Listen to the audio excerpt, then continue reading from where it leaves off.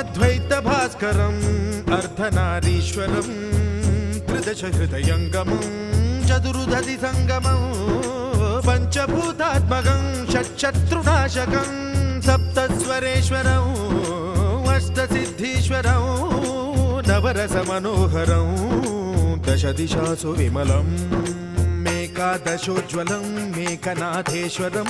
प्रस्तुतिवशङ्करं प्रणतजनकिङ्करं दुर्जनभयङ्करं सज्जनशुभङ्करं